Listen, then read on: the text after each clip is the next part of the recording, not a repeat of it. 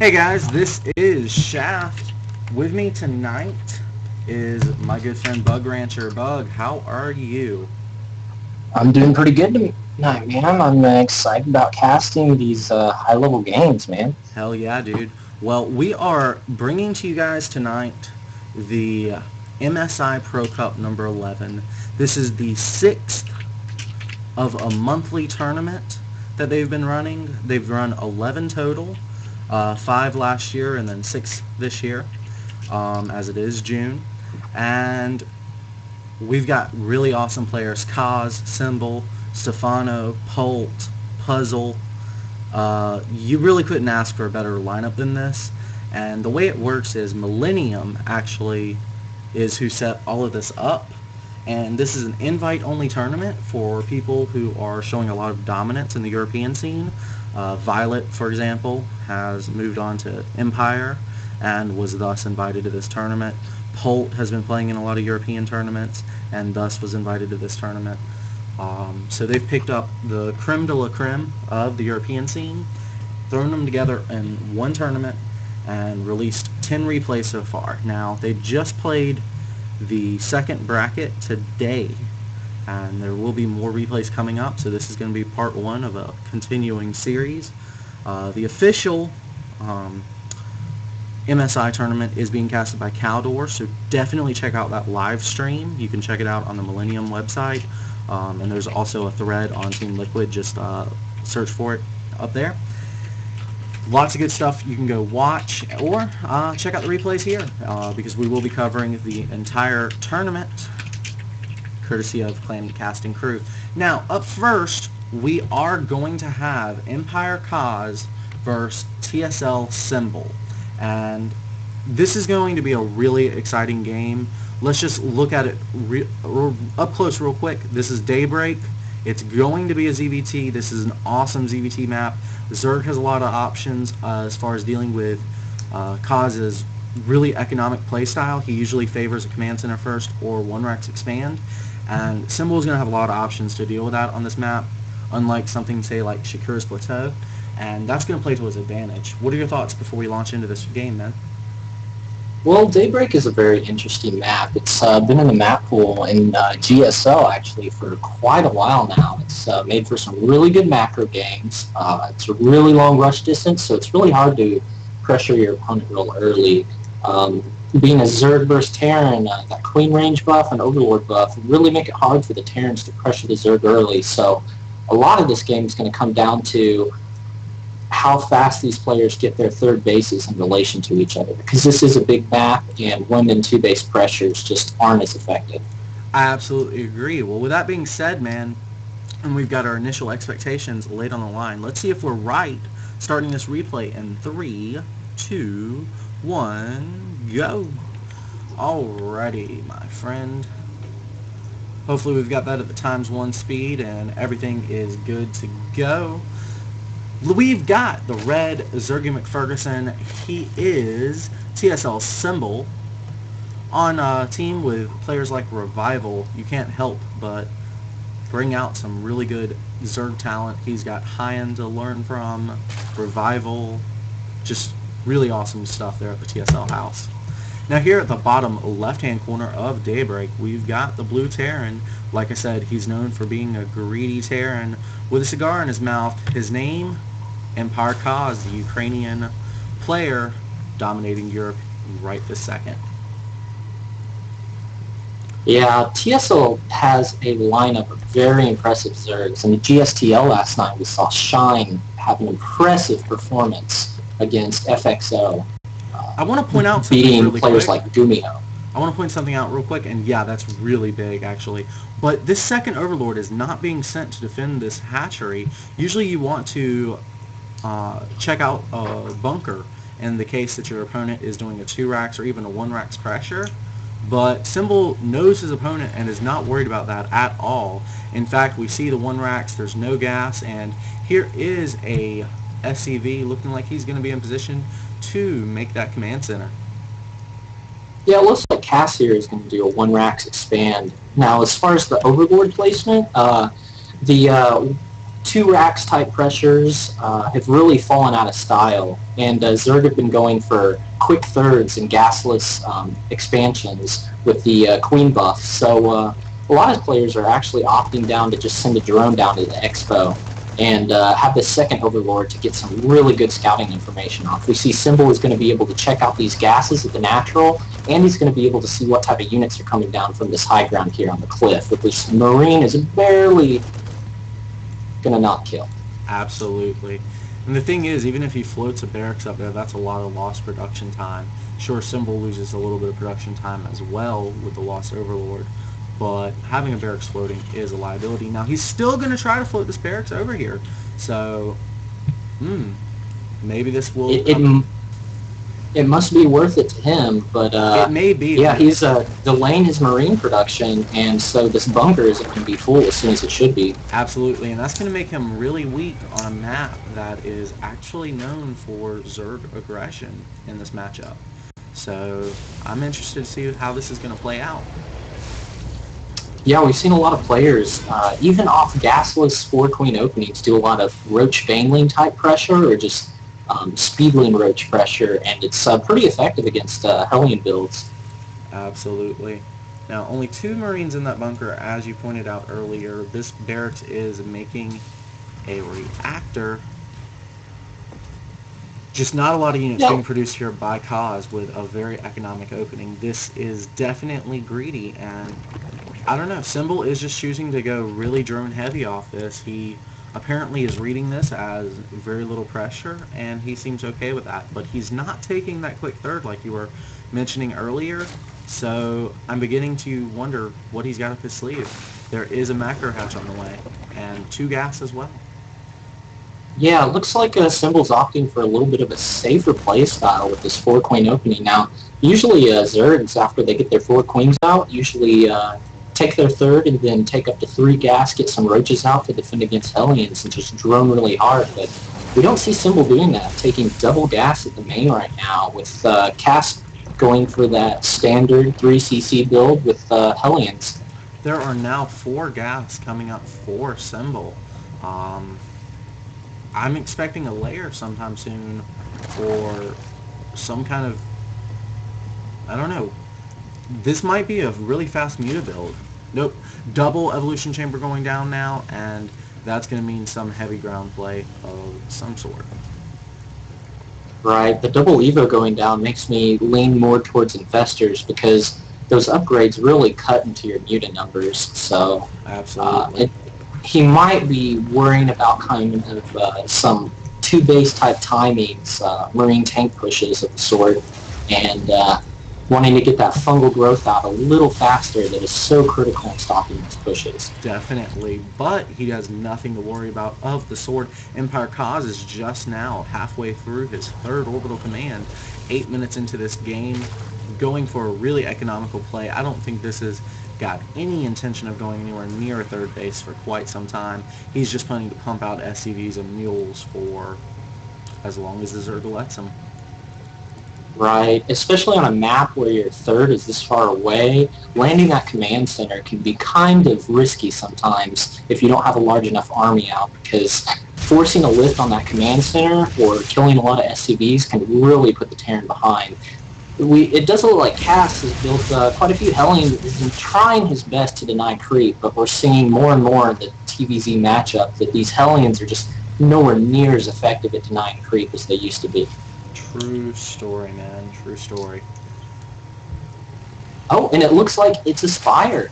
It's a Spire. So I guess Symbol thinks with a faster 3rd, he can get these 5th and 6th gases a little faster to pump out those mutas and not have those upgrades. Yeah. I like this because it's going to allow his Banelings to be a lot more effective against those Marines, and that's really what you're going to be afraid of at this stage in the game as a Mutalisk player. He's got amazing creep spread, so engaging Marines with Ling Baneling on creep, he might be underestimating Kaz's micro just a little bit, but we're going to find out. Oh yeah, I mean, he might even do kind of a style that Zinnik's line was known for, which is basically a heavy counterattacking style with just mutas and lings, and only making banelings if he absolutely has to. So this may just be a safety baneling nest where Symbol hopes he can just kind of get away with a lot of harass. And that's really important to minimize those baneling numbers, because you really want to maximize your gas so you can transition into late game in that gas expensive hive tech. Yeah, banelings actually, as far as mineral per gas ratio, cost the same thing as a battle cruiser. Oh wow! Yeah. I did not know that. That's incredible. Yeah, it just shows you guys, banelings are expensive. Yep, they are very expensive on gas, and you only get to use them one time. So, like you mentioned, very good for emergencies, but not something you want to rely on more than in 1 or 2 engagements. That's actually why you see a lot of baneling landmines and such, because they're effective in really small numbers, whereas if you're trying to engage on land, you're going to need quite a few of them. Now, these missile turrets are holding the Mutalisks out of the mineral line, but these tech labs and reactors are completely vulnerable. They take forever to make, so this is going to set Kaz back quite a lot of production time. These Marines are going to show up here in the nick of time, but that reactor is going to fall. Mutalisks all getting away safely. Cool stuff there by Symbol. Oh wow, great news by Symbol picking off those reactors.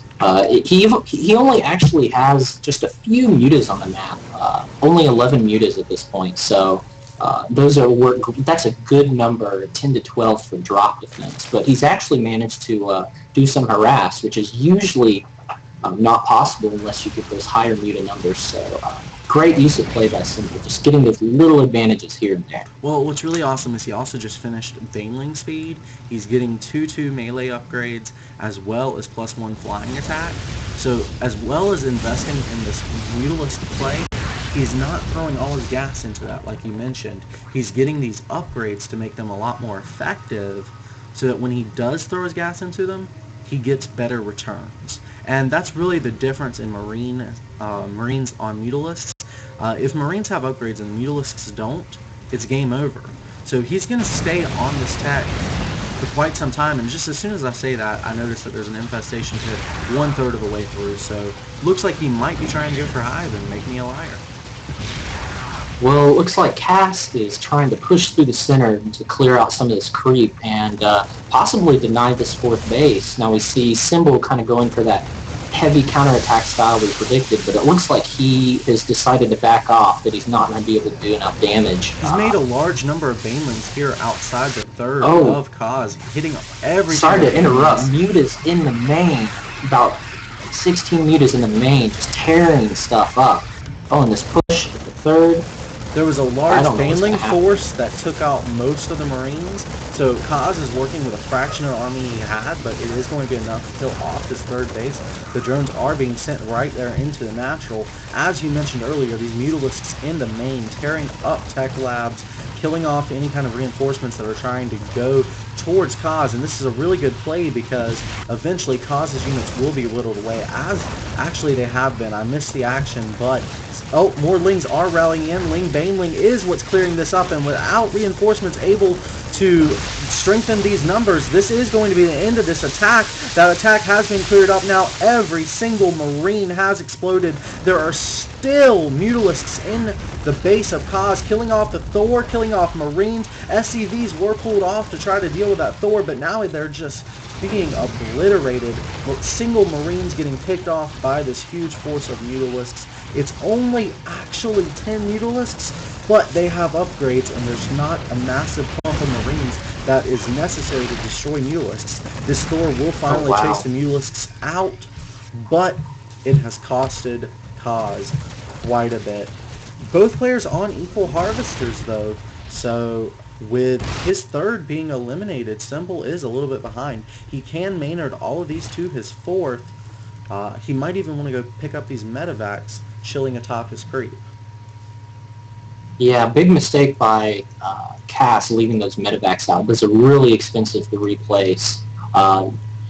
However, what happened in the harass, if you notice, Symbol targeted the tech labs on these factories, and he heavily delayed siege tank production. We're just now starting more siege tanks. There are approximately 1 Yeah, just one siege tank on the map right now. So this is going to make this heavy Ling Bang play that TSLSymbol is doing a whole lot more effective. Oh, and he's running into the Terran third, looking to just kill all these SCVs. So many Banelings going in there as well. The Wings, careful to engage on the side with the tanks. Banelings, of course, going straight into the SCV line. As soon as he's killed a decent number of SCVs, getting right on out of there. 25 workers have been killed by TSLSymbol. Kaz has only killed 10. There's Mutalisks now in the game. With that push, it looks like Symbol got himself kind of on equal terms in supply with the Terran player, but sniping all those SCBs at the third looks like it got him kind of back in the game. So it looks like both players have stabilized, and it's going to go on longer, man. I'm very happy to hear that. I think Symbol threw away a lot of Lings and Banelings there, but he was trying to poke the Terran, see if he could find a weakness. That's always a good decision, even if it does cost you a little bit. If you don't take a couple of risks, you'll never get ahead. Right. Symbol making those really effective trades when those siege tank numbers are low with those Banelings and taking out a lot of the Marine force. Now, it looks like Cass knows he can't take his fourth at the moment because of this massive Ling Bane army out on the map, and Symbol is reestablishing his third base, and he's got his fourth up and running, and the creep spread is just insane. It is actually parked outside of the third base of EmpireKas. Symbol has stayed on top of that from the beginning of this game to the present moment, and it is paying off. His Ling Muta army, which is already super fast, is now lightning fast. He can do blitzkrieg after blitzkrieg.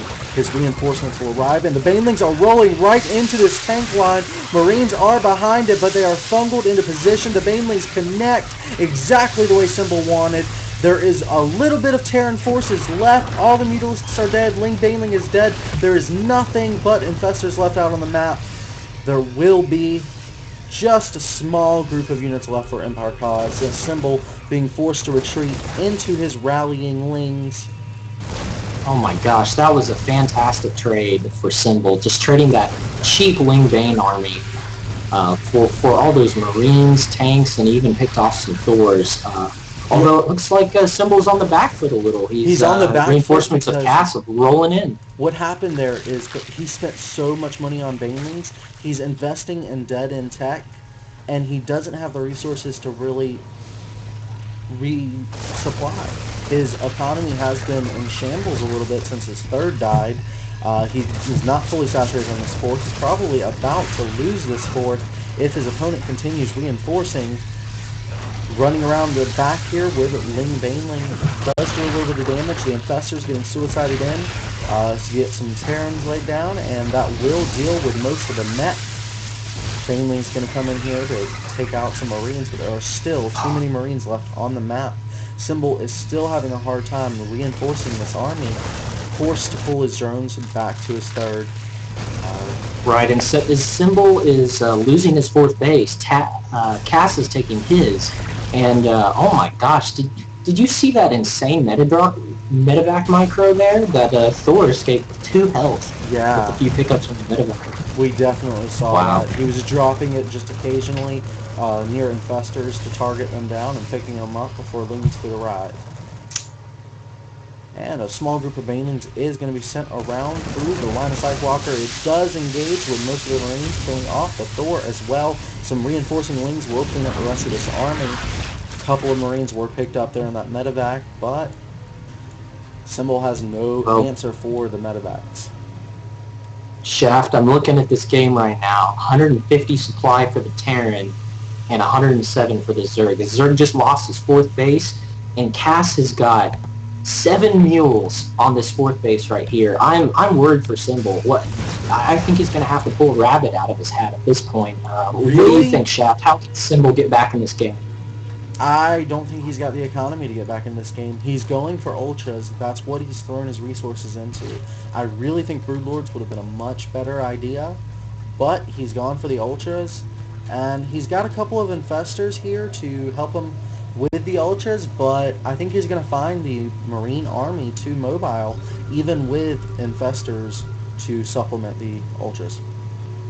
Well, I think broodlords, he really needs this 7th and 8th gas for the broodlords, and Exactly. He he's doesn't actually have the doing economy something for it. incredibly smart. This is how smart Symbol is. He's bringing about 4 queens along with these ultras, so he can actually kind of create an army of 7 or 8 ultras by using transfuse. This is cool stuff. But With having the creep man, there, that is actually brilliant. You're spot on there. He's managed to bridge the gap in the supply a little bit. He was 50 behind. He's now only 42 behind.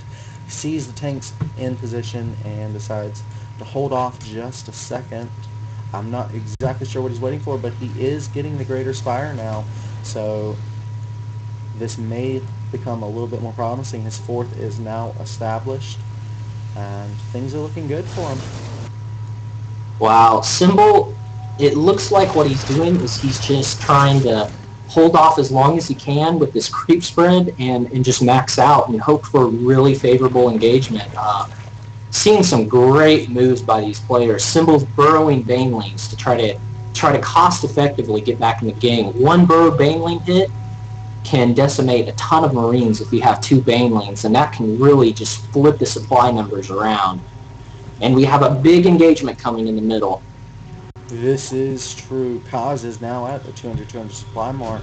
Symbol is only at 150. He is going to have to get a perfect engagement.